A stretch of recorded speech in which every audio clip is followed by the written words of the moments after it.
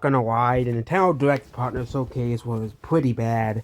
I know there were like 5 people who were actually excited for this, but they didn't really show any very many games like that people will actually buy. They showed the Pac-Man game, but the thing with Pac-Man is that Pac-Man isn't really that popular anymore. He's kind of seen as a legacy character at this point, you know, as well.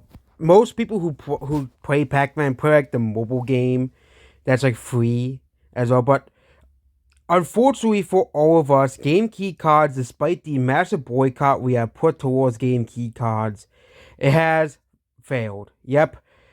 Third-party developers are this lazy that they don't want to put the full game on the cartridge.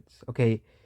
It's, 64 gigabytes, but it's, if it's like a game that's over 64 gigabytes, I think Sparkling Zero is over 64 gigabytes. But even then, they were able to fit it on the Switch 1 cartridge. I think if any game that's on a Switch 1 cartridge as well can fit on a Switch 2. Of course, we have to, realize that with many of these games, you know, as well, I just shows how lazy these third-party developers are. Like, Octopath Traveler is a game that can probably fit on a Switch 2 cartridge. Okay, it's just to say it's just the bullshit that was put on to PS5, PS4, and Xbox One owners. So basically, if you do not remember, PS3 and 360, if you can just really play a game and just put it in the console and you can just play it. But ever since the Xbox One and PS4, you're forced to download the whole game and you're required to have internet to play it as well. And especially every new Xbox game now, they literally have the same exact thing as a game key card. You have to download the whole game on the Xbox as well. You have they even say that the game is not even like Doom. They even say like, oh, the game's not actually on the disc. You actually have to download it all online. And a lot of future games are gonna be versus literally a download code. You don't actually get the physical game itself as well. And I just don't understand why these developers are this lazy, especially games that are also available on the Switch 1. Okay, this makes it even more egregious as well, because Pac-Man World Repack and Dragon Ball Sparkling Zero are both available on the Switch 1, which means if you don't like the Game Key cards that much, you can just buy the Switch 1 version instead.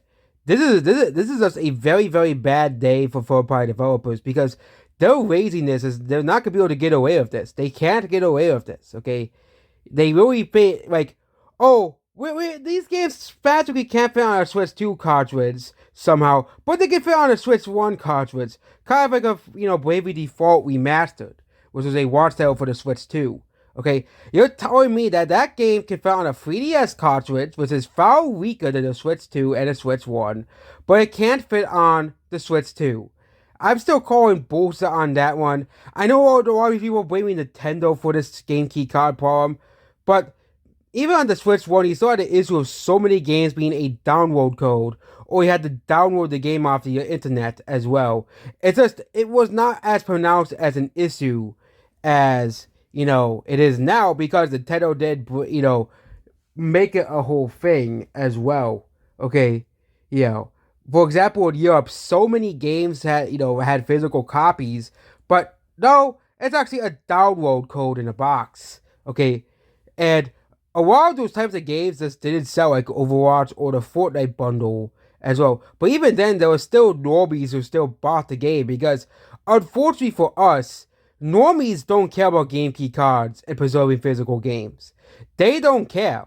Okay, little Timmy's gonna see Pac-Man World Repack or Dragon Ball Sparkling Zero and say, hey, I want these games. Okay, they don't give a crap if it's game key card or not, and I think that's the real... And I think that's how we lose. Normies don't give a crap about game key cards, okay? We can whine all we want on Wine and on Twitter and on social media, but at the end of the day, normies win at the end of the day, okay? It depends if normies will buy game key cards. It depends on if normies will buy the Switch 2. It depends if normies will buy Mario Kart World, okay? Those are the people, vast majority of people who buy games. Same thing why SWZs will fail at the end of the day, because most normies are not going to buy Stellar Blade. It's just a absolute fact end of the day. Okay? Because most normies, contrary to what SWC's claim, don't care about sexy women in games. Okay? This is a battle we're gonna lose either way because normies don't give a crap about game key cards. That's why the download game